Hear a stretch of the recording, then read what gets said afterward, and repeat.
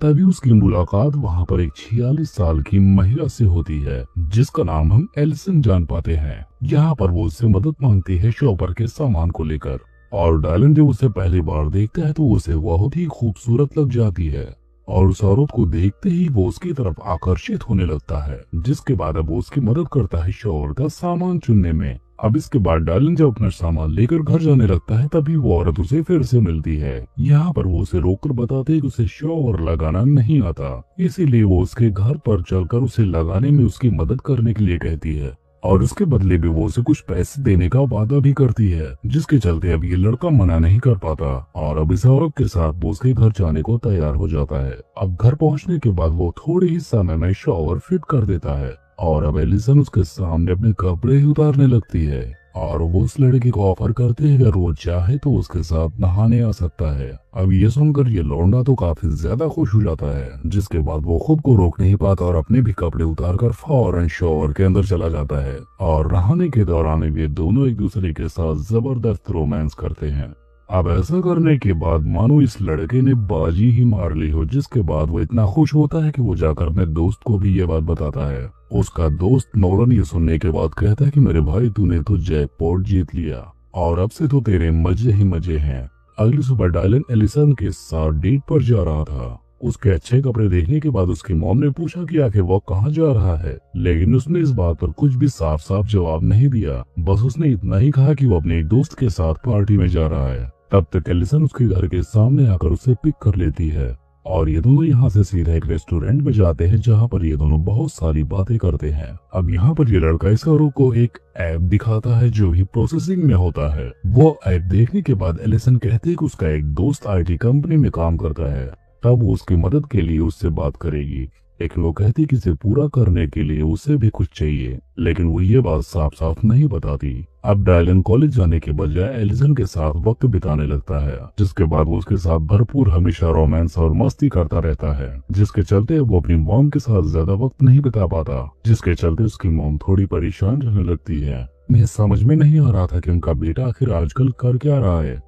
एक दूसरे डायलन के मोबाइल में एलिसन का नंबर मिल जाता है, जिससे वो रोजाना लंबी बातचीत किया करते हैं। उस मैसेज को पढ़ने के बाद उसकी मॉम को लगता है कि शायद उनका लड़का किसी कॉलेज की लड़की को डेट कर रहा है, इसीलिए अब उसकी मॉम एलिसन को कॉल करके उसे आज रात डिनर के लिए अपने घर पर ही बुला लेती है।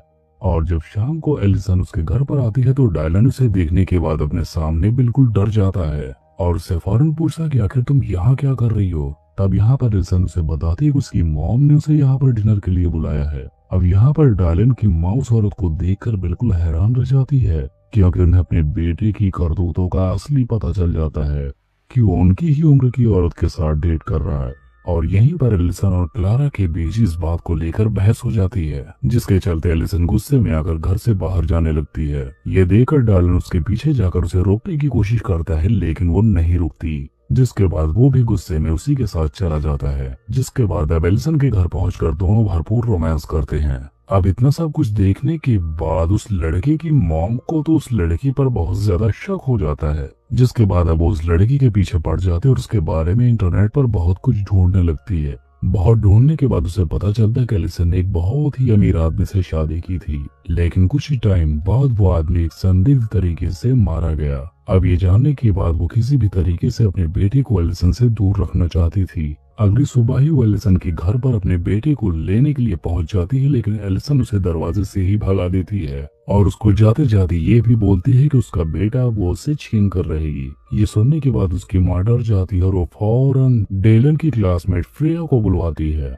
क्योंकि उसे पता था कि उसके बेटे को फ्रेया पसंद है। दूसरी तरफ एलिसन डायलन से कहती है कि वो उसके साथ यहीं पर रहे और जितना चाहे उतना उसके साथ रोमांस करे, लेकिन डायलन उसके घर रहने से मना कर देता है। अब रात के टाइम हम देखते हैं फ्रेया उनके घर पर डिनर करने आती है और यहाँ पर डायलन उसे देखकर खुश होता है। अब उसकी मॉम के कहने पर दोनों बाहर घूमने चले जाते हैं। यहाँ पर ये दोनों एक दूसरे को किस भी कर लेते हैं, क्योंकि फ्रेया को भी डायलन पसंद था। लेकिन जब वहाँ से डायलन चला जाता है तब एलिसन आकर वहाँ पर फ्रेया को धमकाने लगती है कि वो डायलन से दूर रहे वरना वो उसे मार देगी। ये देखने के बाद फ्रेया बहुत डर जाती है और डायलन के फोन उठाना बंद कर देती है। अब एक दिन एलिसन डायलन को अपने घर पर बुलाती है ताकि वो उसे अपने IT कंपनी वाले दोस्त से मिलवा सके।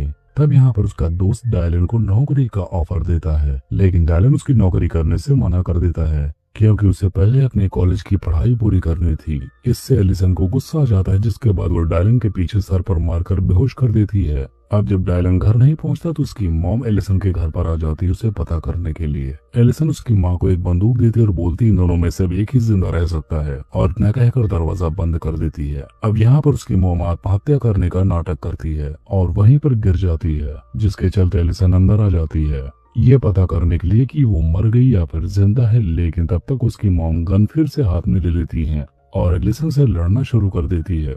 लेकिन अब एलिसन उसकी मॉम को मारने वाली थी, लेकिन तब तक उसकी मॉम का बॉयफ्रेंड जोनाथन वहां पर आ जाता है और उसे बचा लेता है और वो खुद एलिसन को मार गिराता है। और ऐसा करके बाकी सारे लोग सुरक्षित बच जाते हैं और कहानी के अंत में फ्रेया और डायलन के बीच एक अटूट रिश्ता बन जाता है और अब दोनों अपनी लाइफ में बहुत खुश हैं।